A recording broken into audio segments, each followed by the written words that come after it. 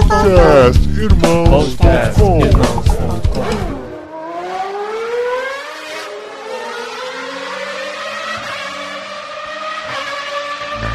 Der Start. 0 auf 100 in 2 Sekunden.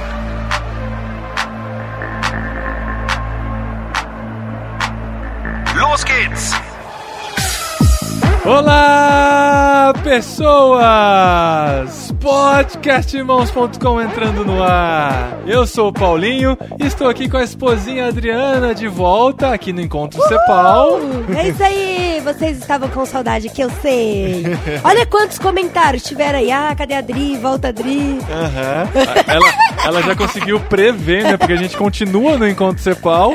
No 40º Encontro Cepal, os programas estão indo ao ar aos poucos aí dentro do site irmãos.com, mas ela já conseguiu prever os comentários que vem pela frente. Estamos aqui mais uma vez com Simval Júnior do Expresso Ação. Oi, pessoal. Ajudando muito aqui nas gravações do podcast. Tem sido muito gostosa a participação dele. Com Daqui certeza a pouco ele vai ganhar mais. Bonequinho de podcaster lá em irmãos.com. Tanto que ele tá participando. Tá. Vamos tirar o do Cassiano e colocar o dele. E nós estamos aqui hoje. É inevitável fazer trocadilhos pra fazer o programa mais rápido do podcast irmãos.com. Vamos realizar um sonho de falar com Alex Dias Ribeiro. Esse dia chegou. E temos aqui também a esposa dele, Bárbara Ribeiro, com a gente, pra gente falar e contar o testemunho deles, toda a história na autovelocidade do Alex, o trabalho todo dele no Atletas de Cristo, que a gente já ouviu falar muito, e o que ele tem desempenhado hoje junto à Cepal também, porque nós temos a honra de dizer que agora ele é missionário da Cepal. Olha ele e a só. Bárbara. Que chique. Legal. Muito legal, Alex. Seja bem-vindo ao podcast. É uma alegria muito grande estar aqui com vocês, nesse programa mais rápido do mundo.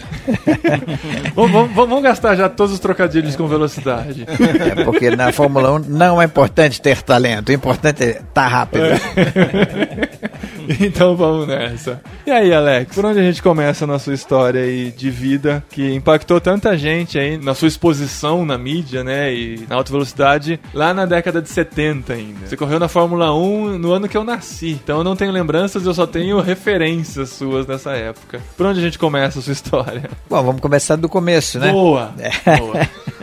Eu fui para Brasília em 57, junto com meus pais, eles foram pioneiros na construção de Brasília.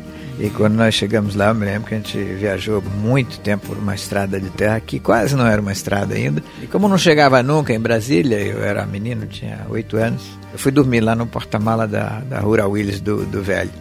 E até que uma hora o carro parou e aí o pai falou pra mim: chegamos, Alex. Aí eu acordei e dei uma sacada assim de 360 graus. Eu falei: chegamos aonde, pai? Eu falei: em Brasília. Aí eu esfreguei os olhos, olhei de novo e falei: cadê? Aí ele falou: aqui, meu filho, será construída a futura capital do Brasil. E não tinha absolutamente nada, só cerrado lá. Então dizem que meu pai foi um dos piotários, porque o pioneiro chegou em 60 no asfalto para inauguração. Agora os que chegaram... Esse é o seu nome, ele era um candango, então. Candango. Então ele era o candango que cuidava da saúde dos outros candangos. Ele construiu um hospital de madeira ainda na antiga Cidade Livre, que era para ser uma cidade de canteiro de obras, para quando o plano piloto ficasse pronto, destruir aquilo. Só que ela acabou ficando uma cidade permanente. É uma cidade. Mas e a paixão pela velocidade? Nossa, tô me sentindo muito repórter de revista de fofoca, né? Quando que começou a paixão pela velocidade? O que despertou você esse interesse em praticar o automobilismo? Em abril de 1960, 21 de abril, foi a inauguração da cidade. Aí foi uma festa de arromba. Tinha uma semana de festa. Como parte desses festejos, no cardápio das atrações, tinha uma corrida de automóvel. E meu pai me levou lá para ver essa corrida e eu fiquei absolutamente encantado com aquilo. Falei: é isso aí. Quando eu crescer, eu vou ser piloto de automóvel. Mas era que tipo de automóvel? Tinham 2 corridas, uma de mecânica continental, que era aqueles charutinhos, sim, e uma de carros comuns de rua. E os carros daquela época eram Gordini, DKV, Fusca, né, Cinca. tinha um... Imagina um Fusca numa corrida. É tipo a corrida da Penélope Charmosa, né? Corrida maluca. E aí se apaixonou por aquilo. Fiquei louquinho. Eu falei, isso aí. Já voltei da pista piloto, né? Aí já comecei a correr no dia seguinte, já construí meu primeiro automóvel. Era um caixote de bacalhau. Bom. Fiquei pensando em um dia que automóvel ele construiu. E a sua mãe não ficava, não, filho, vai virar pintor. Não, ela achava que era brincadeirinha. Então eu peguei um caixote de bacalhau, o bacalhau era um caixote grande, cabia eu dentro do caixote. E aí eu arrumei uns 4 rolimãs, daqueles de rolamentos velhos de automóvel, na oficina, e fiz 4 rodas, e nas descidas era uma coisa de louco que eu olhei e fui tomando gosto pela velocidade. Então rolimã não é só pro carrinho de rolimã, ele é do rolamento de carro, é isso? Olha só que descoberta. Eu pensava que ele era feito pro carrinho de rolimã. Não, é aquilo que a gente garimpava no ferro velho. Entendi. Gente Eu já tive. do céu, eu não sei, agora que eu sou mãe, eu tenho uma visão meio diferente das coisas. Como assim você entrava no caixote de bacalhau com as rolinhas e descia ladeira abaixo? Olha quem tá falando. Olha quem tá falando. A menina que entrava num tambor e descia. E descia na ladeira, rodando quando criança. Deus do tambor. É parecido. Era legal. Eu pegava carona com ônibus também, de bicicleta. Então, e tá espantado com ele na caixa de bacalhau. Deixe que as crianças não ficam sabendo sobre isso. Você tira do ar antes do Daniel e do André crescer. Bom, dos carrinhos de rolimã eu graduei pro Autorama, que era bem menor, mas muito mais técnico. Então ali eu já aprendi a enrolar motor, pôr rolamentos nos eixos e rebaixar carroceria. No Autorama? No Autorama. Nossa. Autorama é aquele com controle remoto? É, aquele mesmo. Mas tanta tecnologia assim. É muita tecnologia. Que legal. Bom, primeiro era só um sonho. Daí, para transformar esse sonho em realidade, a primeira coisa que eu fui buscar foi informação. Então eu entrava em tudo que é oficina, perguntava tudo para os mecânicos, até os caras, sai daqui, menino, não encha a paciência. Enquanto eles me punham para fora, eu ficava, mas por quê? Como é que é? Como é que não é? Bom, e depois chegou no Brasil uma revista chamada Mecânica Popular. Então eu lia aquilo de capa a capa. Até os anúncios eu lia tudo. Então eu devorava esse tipo de literatura. Depois veio a 4 rodas, depois veio a Auto Sport. Então eu fui me informando até que eu descobri que o sonho era impossível. Quando eu já estava por uns 15, 16, 17. Era impossível. Porque o esporte é muito caro. É isso que eu ia comentar. É isso que eu fiquei pensando, né? Muitas das pessoas que estão hoje são de famílias ricas, né? Porque tiveram a possibilidade de investir desde criança. Então é um esporte de rico ou de abusados. Acho que eu e o Piquet fomos os últimos abusados. Sabe? Porque nunca mais um abusado chegou na Fórmula 1. Mas o meu pai lá em cima era muito rico, né? O grande chefe, Deus. Quando eu me convenci de que era impossível, eu falei, só tem um que pode me ajudar aqui, é o chefe lá em cima. Daí eu produzi uma ficha técnica do carro que eu precisava, né? Especifiquei quantas marchas eu queria, quantos carburadores. Isso revista? Um abusado curioso. Você. Não, hoje a gente chama isso de nerd. Nerd, que é o que se aprofunda muito no assunto, vai atrás e se especializa. E hoje o povo, gente do céu, mas pra se especializar em alguma coisinha, fica numa preguiça, né? Com a internet aí, né? Imagina, né? Imagina se tivesse a internet disponível naquela época. Mas aí talvez eu ficasse mais na ideia do carro virtual, né? Naquela época não tinha isso, a gente tinha que verdade. ralar. Aí apresentei a ficha técnica para Deus. Falei, é isso que eu preciso, chefe, eu orei muito. E justo quando eu comecei a orar, o carro era uma berlineta Interlagos, com motor a 1000, com câmbio de 5 marchas, com 2 carburadores Weber duplo, né? Isso é ficha técnica. Entendi. E vermelho, tinha que ser vermelho. A revista Auto Esportes resolveu sortear um carro muito parecido com esse para os leitores da Auto Sport. Aí eu preenchi o meu cupom e orei muito durante 6 meses e não ganhei. Aí fiquei louco na vida com Deus. Tinha certeza que ia ser realizado. Eu já tava preparando um Glória. Eu tinha que engolir aqui meu Glória. Quase nesse meio tempo, meu pai tem um baita acidente indo para o trabalho com o Fusca dele, quase morreu. E ficou 6 meses no hospital, assim, bem quebradinho mesmo. Aí um dia, quando ele já estava conseguindo falar, Eu fui lá e pedi para ele o que sobrou do Fusca. E aí, junto com outros 3 amigos, 3 colegas do científico, que era a escola, o colegial da Universidade de Brasília, nós transformamos o que sobrou do Fusca num carro de corrida. A carroceria a gente jogou fora, que não aproveitava nada. Mas corrida de rua. De rua. Corrida competição mesmo. Competição mesmo. É. Não racha, né? Não. Já tá. É bom deixar claro, né? Pra não incentivar as pessoas erradas. Aqui. Não, racha foi uma fase anterior a essa. Ah, é que a gente pula. Teve também, vamos pular. Os foras da lei. E o chassi a gente desentortou, a suspensão dianteira a gente conseguiu arrumar com peças do ferro velho, garimpando no ferro velho, e finalmente nós ficamos com aquilo pronto para uma corrida que teve 6 horas de Brasília e tinham 33 carros. A largada era por sorteio. Você largou em último. Largou em último. No sorteio. Nossa. Você tava... Começou com tudo. Mas eu me lembrei, os últimos serão os primeiros. Agora vai dar pra falar história. Aí você ganhou. Aí você ganhou. Aí você a ganhou? corrida. Ganhou a corrida. Depois de 6 anos chegamos em segundo lugar. Tá bom, vai. Pra história ser mais emocionante. Pois é, mas tinha gente correndo de Porsche, de Alfa, importado e tal. Então foi o maior sucesso. Foi assim, uma projeção instantânea de não ser ninguém a ser alguém dentro do esporte. Mas e aí, a caminhada? Vamos seguir nessa caminhada. A gente quer E saber. olha, quando chegar na época que você conheceu a Bárbara, eu quero saber como foi esse encontro. Então tá Pois bom. é, ainda não existia Bárbara na história até então. Não. Isso foi em setembro de 67. Eu assisti essa corrida. Ah, já tava na torcida. Que legal. Aí nesse ano de 67 ainda tiveram mais 2 corridas. E aí nos 1.000 quilômetros de Brasília, que foi em abril de 68, na comemoração do aniversário da cidade, aí foi meu primeiro 1.000 quilômetros de Brasília. Eu tava lá correndo e eu vi essa morena maravilhosa na beira do caminho, assim. Com lencinho, acenando o lencinho, Não, assim, ela não pedindo acenou, carona. Ela não acenou, não. Eu que dei um tchauzinho pra ela. Aí na volta seguinte ela deu um outro tchauzinho. Opa, eu comecei a fazer graça. Aí foi perdendo posição. E aí quando eu terminou a corrida, eu parei lá e falei, ô baby, quer uma carona? Meu Calhambeck, já tinha música do Roberto Carlos? Já. Não é bem verdade, a gente já se conhecia antes. Eu tava torcendo por eles, eram os heróis locais dos adolescentes, né? Ah, que legal. Porque aquele monte de competidores vinham de fora. E eles eram os heróis locais. Eu tava lá na torcida. Aí ele parou e me ofereceu uma carona. Eu aceitei, fui com ele. E tá até hoje. Tô até hoje. Tá no banco de passageiro até hoje. Aí quando eu cheguei no box, aquele monumento lá, todo mundo ficou, uau! Era muita areia para meu caminhão, hein? Muito bom. Então você, cristão já tinha tido encontro com Cristo, né? Até então. Com 9 anos. Com 9 anos.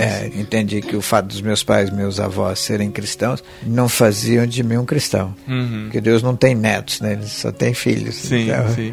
Quando entendi direitinho o que Jesus significava, o sacrifício dele e a necessidade do arrependimento e da entrega, eu tomei essa decisão. E apesar da idade ser bem pouca, foi uma decisão muito consciente. E aquilo mudou a minha vida de uma maneira extraordinária. E desde então, já viveu essa nova vida, né? Na realidade, eu era um garoto revoltado, encrenqueiro, imprestável. Eu mesmo não me aguentava. Depois disso, eu passei a ter um autocontrole, uma paz de espírito, assim, um equilíbrio que eu não tinha antes. E foi muito legal.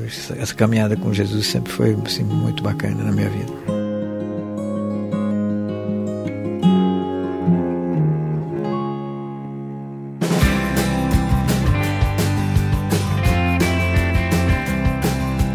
Os Atletas de Cristo é uma organização que veio depois de tudo isso, né? E agora ela está ligada a você como se fosse parte da identidade. Quando alguém fala alguma coisa, tem uma conexão direta com os Atletas de Cristo quando fala Alex Dias Ribeiro. Bom, primeiro eu construí uma carreira no esporte, com muita ajuda divina, que acelerando o filme agora, desde a primeira corrida. Depois, mais tarde, eu corri uns outros 3 ou 4 anos com patinho feio. Depois a Fórmula Ford veio para o Brasil, eu fui correr de Fórmula Ford. Aí fui vice-campeão brasileiro num ano, campeão no segundo e número número 1 no ranking dos pilotos brasileiros. Que legal. Minha atividade no Brasil no ano de 73. Aí com isso eu consegui um patrocinador, fui para a Europa, corri Fórmula 3, Fórmula 2, até chegar à Fórmula 1. E foi assim um degrau natural. Você se destacava na 3, ia para 2 isso, e depois fui para 1. galgando os degraus da escalada até o topo, que é a Fórmula 1, que é que nem jogar futebol na seleção brasileira na Copa do Mundo. Isso em 78.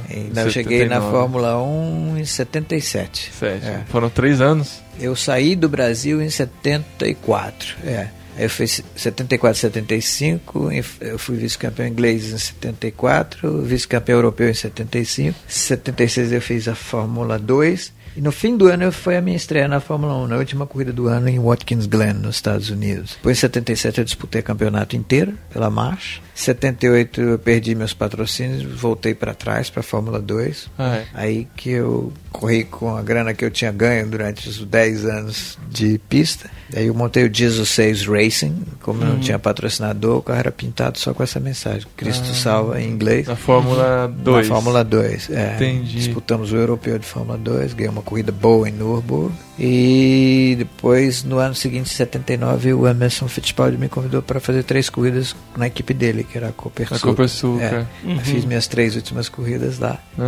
E aí a coisa complicou, não tive mais patrocínio, tive que voltar para o Brasil, que fui ser fazendeiro. Mas o patrocínio era do piloto? No caso, o piloto que tinha que conseguir o patrocínio, não era da equipe? Não, o piloto que tinha conseguiu o patrocínio. Mas hoje é a equipe. O piloto... Depende. A maioria... Porque parece que os pilotos da mesma equipe têm os mesmos patrocínios, ou não? Sim, mas é diferente. Você está falando da McLaren, da Ferrari e da Red Bull. Você está falando da Copersucar. Os outros que andam lá para trás... nas outras categorias, né? As outras categorias hoje mesmo, o piloto que ele também... que leva o patrocínio para a equipe. E a equipe presta o serviço de pôr o carro na pista para ele. Entendi. Entendeu? E a Bárbara nessas viagens todas, sempre junto? Sempre junto. Nunca deixou ele ficar um tempo, não, fica um ano lá na Inglaterra, eu fico aqui no Brasil. Não, ele ficou o primeiro ano que ele correu lá, ele foi sozinho. Eu era arquiteta com naquele filhos pequenos, tempo. Não tínhamos filhos. Não estávamos casados nessa fase. Eu era arquiteta, eu trabalhava para o governo lá em Brasília e eu estava ocupada. E nós pensamos muito nesse tempo, porque a carreira dele chamava para um lado e a minha para o outro. E eu era, naquela época não era muito comum, mas eu já era uma mulher que olhava muito para isso. Eu estava construindo uma carreira e como profissional e tudo mais. Aí nós passamos esse ano orando, pedindo a Deus que desse a gente uma certeza, e aí no fim desse ano resolvemos casar. Daí não separou mais, de ficar distante. Não. Eu tô fazendo a pergunta que a Adri faria, que ela teve que dar uma saidinha. Se ela tivesse aqui, ela ia perguntar isso, com certeza. Com certeza, E aí eu abandonei a arquitetura. Achei que estava deixando por um tempo, depois eu ia retomar mais tarde, mas aí a vida tomou outro rumo, né? Aí vieram os filhos, a gente fez uma opção, né? Aí depois dessas tentativas todas de preencher o vazio deixado pela falta das corridas, eu recebi um convite. Eu primeiro lancei meu primeiro livro. Eu me lembro que quando eu estava em turnê promovendo o livro, eu fui convidado para vir trabalhar com Atletas de Cristo. Que já era uma organização há algum tempo já existia. Ela foi fundada em 79 e eu cheguei no Brasil no início de 81. É recente ainda. E aí eu falei, não, eu estou muito ocupado agora, andei toda a minha vida correndo em círculos, eu vou investir a minha cabeça e a minha capacidade de trabalho em algo mais produtivo. Foi que eu tentei ser fazendeiro, mexer com um monte de coisa. Tive um ano também investindo no mercado de capitais, um monte de coisa que eu fiz. Tentativa. Tentativa. E eu declinei o primeiro convite, mas uns 4 anos depois eu recebi um segundo convite. Dessa vez do pastor Ari Veloso, que era o meu pastor, também ele era um dos conselheiros de Atletas de Cristo. Então, que legal, eles me convidaram para vir ser o diretor executivo de Atletas de Cristo. E aí a gente orou um bocado, né? e a gente achou que era um convite mesmo de Deus, e aí eu entrei para o ministério, respondendo a sua pergunta. Foi aí que começou o meu envolvimento com Atletas de Cristo em março de 86, se bem que em 85 eu já era o líder do grupo local de São Paulo de Atletas de Cristo. Sim. Aí eu entrei, passei a ser o diretor executivo, e eu fiquei nessa função aí durante 22 anos e meio. E essas histórias a gente quer ouvir agora. Deve ter muita história legal de Copas do Mundo, de, sei lá, de tantas experiências que você deve ter vivido aí com atletas. E a gente quer ouvir algumas coisas, alguns testemunhos, algumas histórias de pessoas que foram impactadas pelo ministério. A gente tem um piloto que corre no desafio Mercedes-Benz Grand Challenger, o Roberto Santos, e ele corre com a nossa marca do Expresso Ação. E agora na Fórmula Indy, né? Eu não sei o que significa o Expresso Ação, tá? Alguém assistindo isso no outro lado do mundo, não sei o que significa isso, mas tava lá, né? A gente tá... Aparecendo na Fórmula Indy? A gente tá... porque o Mercedes-Benz fez a abertura, né? A preliminar. Ah, que legal. E eu não sei o que significa para um cara na Rússia assistir isso, sei lá, na Austrália, mas... É bem por causa disso que a gente escolheu uma mensagem bem curta e que fosse fácil de assimilar em qualquer lugar. O Jesus Saves. O Jesus Saves, ou Cristo Salva, ou Jesus Sauve. Quando a gente viajava muito com as corridas, a gente trocava pela língua local. Mas, basicamente, eram só 2 palavras e sempre o nome de Jesus. Então, era identificado em qualquer lugar. E uma mensagem curtinha, mas que diz muito, né? E tinha o dedinho pra cima também, né? Aquilo lá era One Way Jesus, né?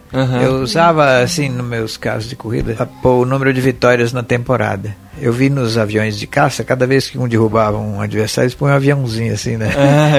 Do lado do cockpit do piloto. Então eu ponho essas dedinho pra cima. Eu fazia um novo, era homemade. Fazia um novo cada vitória. Você que fazia? Você que fazia, que legal. Naquela época não tinha computador, nem plotter, nem nada. Era tudo no contato. Trabalho de arte. Que legal, muito bom. Mas aí, quantas Copas do Mundo você já esteve e quantas Olimpíadas pela Atletas de Cristo? Bom, nós estivemos em 5 Copas do Mundo, os atletas que a gente discipulou quando eles eram mais jovens ainda, quando eles subiram para a categoria de cima e foram para a Copa do Mundo, convidaram para ir junto. Então, a primeira que pela seleção brasileira. Quando o Silas e o Jorginho chegaram lá, eles me convidaram para acompanhá-los na Copa de 90 na Itália. Certo, essa eu lembro. Daí depois a Copa seguinte foi nos Estados Unidos. Tava lá também. Foi de arrepiar. As aventuras que a gente viveu naquela Copa eram incríveis, assim, as experiências com Deus a cada reunião. Mas como que era? A seleção estava lá concentrada e tinha um grupo de cristãos que se reunia, que tinham tempo para se reunir dentro de toda essa concentração. Aí eles me telefonavam, eu fiquei na casa de uns irmãos pertinho da concentração, lá na Califórnia, e aí falavam, vem para cá que vai ter reunião hoje. Eu ia lá e dava um estudo bíblico para eles. Dentro desse ambiente existe muita pressão, muita cobrança de resultado. A imprensa o tempo todo em cima. Cobrando resultado. Então é uma barra. Imagino. O pessoal não faz ideia do que é você ter todas as esperanças de uma nação inteira cobrando resultado em cima de você. Então foi aí que a gente conseguiu pôr em prática os princípios bíblicos no dia a dia desse ambiente de contraste e de pressão que é uma Copa do Mundo. Foi muito legal, assim, a gente tinha experiências de que eles, quando eles estavam desanimados com a cobrança, com as dificuldades, tinha dia que eles estavam eufóricos demais porque estavam ganhando tudo. Então legal. A gente foi trabalhando com textos bíblicos concernentes a cada um e depois Deus fazia os milagres acontecer. A gente se sentiu mais ou menos como personagens das histórias bíblicas e não apenas leitores, assim, espectadores. Na final, então, foi de arrepiar, né? Mas nessas reuniões eram os cristãos que se reuniam e esporadicamente vinha um outro que não era cristão também ou não? As reuniões sempre foram abertas para quem quisesse vir, mas tinha um grupo core, como é que se diz? O grupo central, eram sempre os mesmos. Né? Mas acontecia de vir outros que não se professavam cristãos. O quórum máximo que nós tivemos foi na Copa de 2006. Chegaram a vir 11. E tinha só... É que tava feia a coisa, né? Tava feia a coisa. Vamos buscar alguma coisa. Então vinham os simpatizantes também. Então foi de 90 até 2006? Até 2006. Você teve todas as Copas. Convidado pelos atletas. 2002 estava lá, então? Estava lá. 2002 foi muito legal, assim... quando eu levei essas camisetas aqui para eles vestirem e consegui convencê-los a vestirem a camiseta. Sim, e foi depois disso que começou... ele tá mostrando aqui, as pessoas não estão vendo, né? Mas é Jesus, coração bem grande e você embaixo, né? Jesus ama você. E foi depois disso que começou a FIFA a encasquetar um pouquinho com relação às mensagens das camisetas, né? Eles já tinham proibido, porque o auge foi na Copa das Confederações um ano antes na Alemanha, enquanto a gente ganhou, e 6 apareceram com essas camisas na comemoração, em inglês, italiano e francês. Olha só. E aí eles proibiram. Se mostrasse durante o jogo, ia tomar cartão vermelho. A gente ainda deu uma... Não usou no jogo. Só depois que acabou o jogo que eles usaram, que aí não tomava mais cartão vermelho. Pois eles apertaram o cerco e hoje está proibido qualquer manifestação. Hoje é proibido. Que é uma violência contra a Declaração Universal dos Direitos Humanos. É uma violação. Porque os artigos, se não me engano, 18 e 19 dizem que você pode crer em qualquer coisa e pode professar a sua crença por todos os meios de comunicação que você quiser. Menos na FIFA. Menos na FIFA. Então, como eles são um poder maior do que muitas nações, né, eles também violentam os países onde há liberdade de expressão com isso. Então, nós já estamos debaixo de perseguição, a exemplo do que aconteceu na geração Atos. Então agora nós estamos atrás de outras estratégias. Nós até tentamos nos manifestar, tentamos falar com eles sem resposta, e aí Alex fez um abaixo-assinado, nós obtivemos um número expressivo de assinaturas e mandamos para a FIFA, mandamos junto para o Comitê de Direitos Humanos da ONU, tentamos fazer barulho, mas não deu em nada. Aí eles disseram que eles não tinham proibido. Mas eles fomentaram isso através das confederações. Então a FIFA nega que ela proíbe, mas as confederações dos países começaram a proibir dar cartão vermelho para os atletas. Mas essas confederações estão debaixo da autoridade da FIFA. Então é só uma jogada para... E a gente chegou à conclusão também que não valia a pena comprar muito essa briga, porque ia prejudicar a carreira dos atletas. Sim. Então, se o atleta um atleta profissional começa a ser expulso por causa disso, também ele está destruindo a carreira e a possibilidade que ele tem de ser alguém que vai proclamar o evangelho de outras maneiras, que não essas.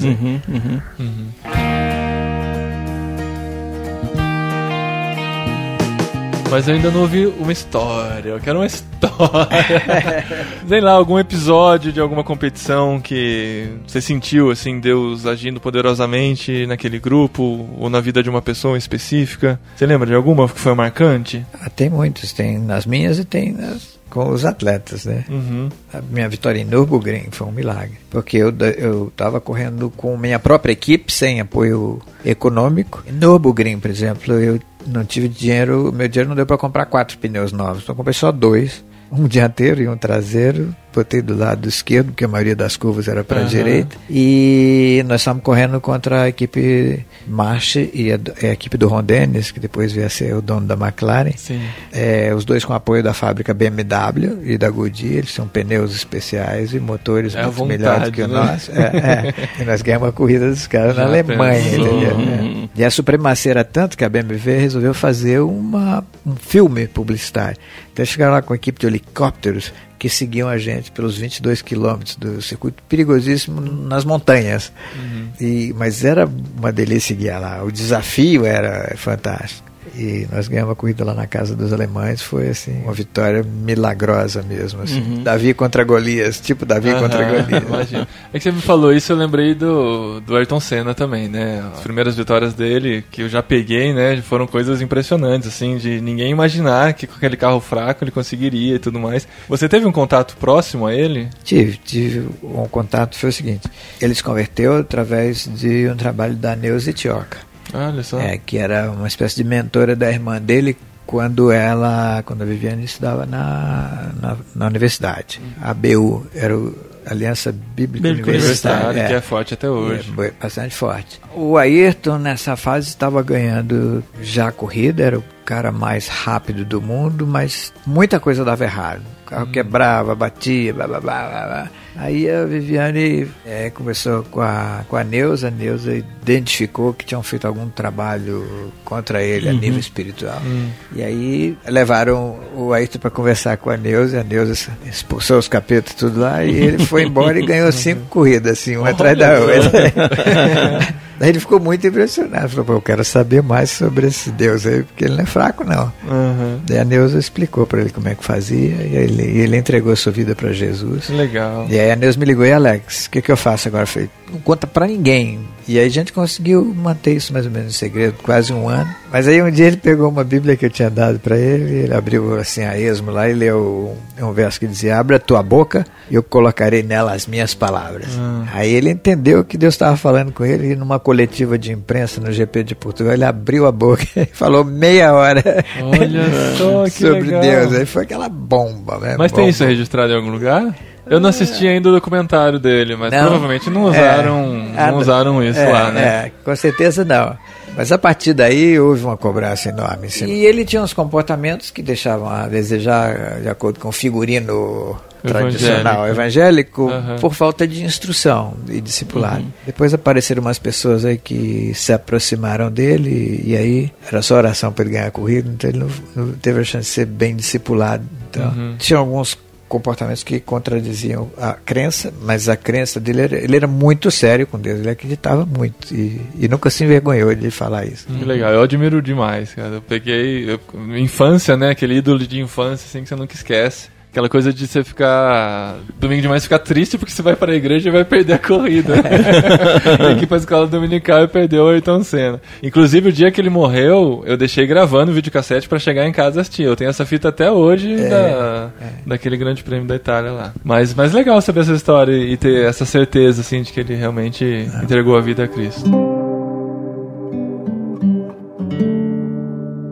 Mas Alex, agora então numa nova fase dentro da CEPAL, você e a Bárbara, qual que é o ministério de vocês? O que vocês estão querendo multiplicar aí de visão? Bom, a gente teve tempo de trabalhar com atletas que davam o recado. O objetivo agora é que todo cristão entenda que o ID por todo mundo é uma ordem individual, todo mundo é responsável. A grande comissão não é a grande sugestão, ela é mandatória, é como uma ordem mesmo para cada cristão, mas também não é uma obrigação, é um privilégio de nós sermos parceiros de Deus nesse plano mais nobre dele, da redenção do ser humano através do que Jesus Cristo fez por todos nós no lance da cruz. Então nós estamos agora tentando trabalhar com o corpo de Cristo como um todo, de cada ovelha seja desafiada a exercer a sua função de gerar novas ovelhas. Tudo que é vivo na natureza é capaz de se reproduzir, e isso é verdade em âmbito espiritual também. Se um cristão nunca levou ninguém ao conhecimento de Cristo, ele está com defeito, ele precisa ir no médico para ver o que aconteceu com o DNA dele. Essa infertilidade. Essa infertilidade aí. Porque eu creio que a proclamação do Evangelho é o órgão reprodutor do corpo de Cristo. Então a gente, durante esses anos todos, não só trabalhando como atletas, mas com a Coalizão Internacional dos Ministérios Esportivos, a gente já descobriu mais de 100 maneiras de estar se comunicando com o povo de fora das quatro paredes das igrejas através de outras linguagens. E o esporte é uma linguagem universal. Sim. Quando um homem corre 100 metros em menos de 10 segundos, tu não entendeu o tamanho da façanha, né? Nas Olimpíadas eu aprendi vendo atletas de países diferentes que não falam e não entendem nada da língua do adversário no jogo, eles se entendem através do futebol ou do basquete ou do boxe. Então o esporte serve tanto para as pessoas se comunicarem dentro da arena esportiva, como também a linguagem que a mãe pode usar para falar com seu marido e com seu filho, que não querem saber das coisas de Deus, mas que são apaixonados pelo esporte. Então as pessoas se comunicam. E nós, como cristãos, precisamos mudar a mentalidade de nos comunicarmos em outras linguagens, e uma delas é o esporte. Que legal. Legal. E você está relançando aqui, inclusive, no Encontro CEPAL, o seu livro, né? Que tem toda essa história, muito mais detalhada até de todo esse testemunho. Como que é o nome do livro? O que está relançando é o Mais Que Vencedor. Agora o que nós estamos lançando é o Muito Além de Sucesso e Significado. Esse é um livro sabia. novo. Eu pensei que era o Mais Que Vencedor que estava divulgando. Eu não fui lá no stand ainda. Agora tem São os dois. É pela editora Ragnos. É. Então no site da Ragnos você vai poder ter acesso também a esse material e adquirir. O título é Muito Além de Sucesso e Significado, né? Eu fui desafiado por uma editora a escrever um livro sobre esse binômio sucesso e significado, algo parecido com o livro do Bob Bufford, que tinha um título Virando a Mesa no Segundo Tempo da Vida. Sim. Nós precisamos de um autor brasileiro para escrever sobre esse tema. Uhum. Aí eu falei, deixa eu pensar um pouco. Aí fui para casa, pensei, voltei e falei, olha, é o seguinte, eu descobri que a minha vida não é 2 tempos, ela é 4 tempos. Botou. Expliquei a diferença de 2 tempos para 4 tempos, eles não entenderam nada. Aí perguntei, quais são os outros 2 tempos? Eu falei, antes do sucesso, tem época de sonhar.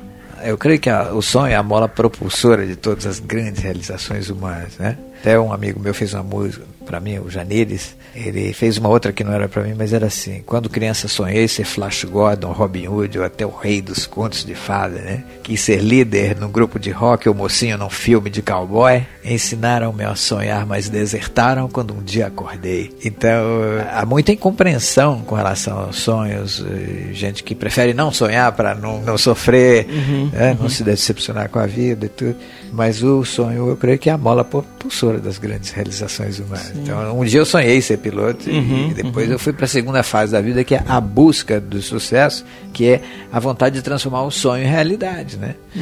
Mas depois o sucesso também ele é passageiro, e a outra fase é quando você já atingiu um certo nível de sucesso, que você se pergunta, daí qual é o sentido da vida, né?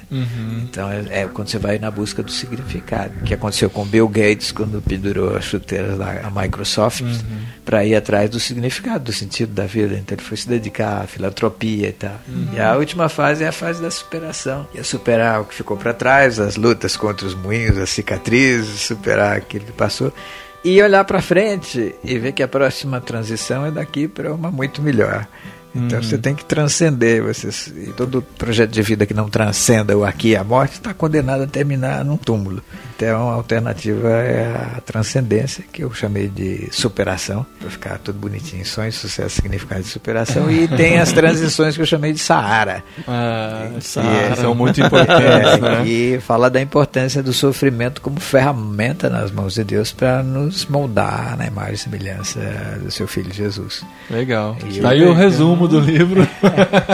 Legal. Muito além de sucesso e significado. E tem um prefácio dramático do Emerson Fittipaldi. Que legal. Enquanto ele conta um acidente que ele pensou que tinha morrido. E depois como é que Deus mudou as coisas na vida dele. Legal. Muito obrigado, Alex. Muito obrigado, Bárbara, por esse tempo gostoso aqui, contando essas histórias boas e toda essa reflexão que tivemos aqui. Obrigado mais uma vez, Júnior. Muito bom participar de tudo isso aqui, né? Já ouvi, ver tanta experiência, né? Tanta história que a gente acompanhou pela tela, né? Pela TV. A gente agora poder conversar um pouco sobre quem viveu a emoção lá nas conquistas, nas vitórias e nas derrotas também, né?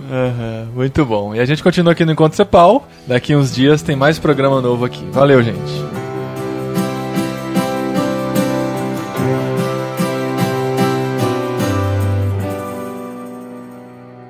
Recadinho!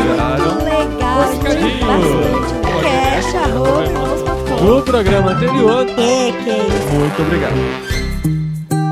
Esposinha, recadinhos com Fica a Dica especial para os casaizinhos apaixonados. Pois é, fica a dica especialmente pra você, você que está noivo, que vai casar. Namorando, mas namorando pensando em casar. Esse namoro aqui de pega ali, pega pego esse, pego aquele. Não pode, tem que ser namoro pra casar. E você que já tem muito tempo de casado também. Pra todo mundo, excelente livro da BV Books, Amor ao Cubo. Amor com 3 em sobrescrito, né? Amor ao Cubo. Isso. 3 fundamentos pra fazer o amor durar, do Jason Cusick. Claro, não é uma receita de bolo, né? Não é um livro simplesmente com as instruções que, se você seguir perfeitamente, vai funcionar, né? Tem muita coisa envolvida nisso, mas tem bons princípios, né? Tem. E o mais legal é que o Jason, ele deixa muito claro de que ele não é um mestre, que ele não tem todo o know-how nessa área de amor, mas que ele vivenciou na pele uma tribulação que ele teve no casamento dele. O casamento dele foi pro fundo do poço, depois de 5 anos, e aí ele recebeu várias orientações que foram orientações que deram muito certo pra ele. E não é que é uma coisa nova, ele reinventou o casamento, ele reinventou o amor. Não, ele descobriu tudo que tava lá na Bíblia. Tá lá. Exato, legal. E ele compartilha isso com a gente nesse livro, só pra você ter uma noção do que é esse ao cubo. São as 3 esferas do amor que ele considera primordiais. Isso, que é a primeira que ele chama de irmãos. Que é assim, vocês são irmãos, vocês têm que ser espiritualmente compatíveis. Então aí ele fala sobre a importância de ter o mesmo Deus. Não, pra ter o mesmo Deus é estranho, né? Mas ele fala a importância de você adorar a Deus, os dois adorando a Deus.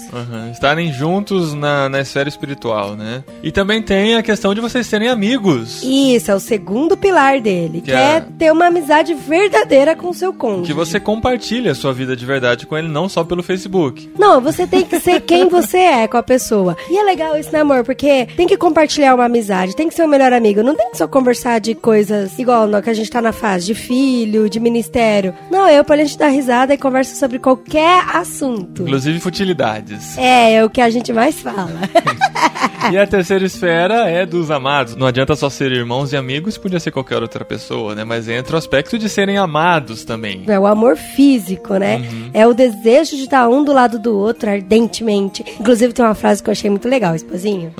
Por você eu posso me jogar na cama e não sair mais dela. Ó. Eu fiquei vermelho agora. Mas enfim, Amor ao Cubo, BV Books, tá aí o banner no post, você pode adquirir, presentear seu amado, sua amada, e um bom presente pra esse fim de ano de amigos secretos que tem por aí também. E só uma coisa legal, que ele é um livro muito prático, ele tem letra grande, Isso é prático. Ele é pequenininho, então assim, você consegue ler numa sentada, mas é legal porque ele é um livro que é pra você colocar na prática. Então, apesar de ser pequenininho, tem muita coisa que dá pra você trabalhar nele aí. Eu já tô sentindo a diferença aqui em casa. E último recadinho aqui, a gente tem que avisar que o nosso amigo e irmão Brão Barbosa, que lançou o Feliz Aniversário Minha Amada. Eu ainda confundo com Boa Noite Cinderela. Feliz Aniversário Minha Amada estará nesta sexta-feira, dia 25 de novembro de 2013, autografando seu livro na Monkix. Gente, mas esse Brão é chique demais. Ainda bem que a gente ficou amigo dele já, né, amor? Porque do jeito que ele tá ficando famoso, verdade, daqui a pouco, vamos ter que pegar a fila. Amigo antes da fama. Tá bom? É na Rua Augusta lá, né? Cruzando na perpendicular. Gente, sexta-feira à noite na Augusta. Por favor, apenas vá para pegar o livro autografado do Brão. Número 1492. E nós, esposinha, se Deus assim o permitir, estaremos lá também para dar um abraço ao nosso amigo. Isso, e eu vou colocar aquela venda de burro em você, amor, pra não olhar pros lados. Você que conhece a Rua Augusta sabe do que eu tô falando. Não, mas deve ser na área mais urbanizada, talvez. Não sei se é essa palavra. Se bem que urbanizada, né? Enfim. Monkix, noite de autógrafos do Brão Barbosa. A gente se vê lá nessa sexta-feira. Se passou, já era. Tem link aí no post.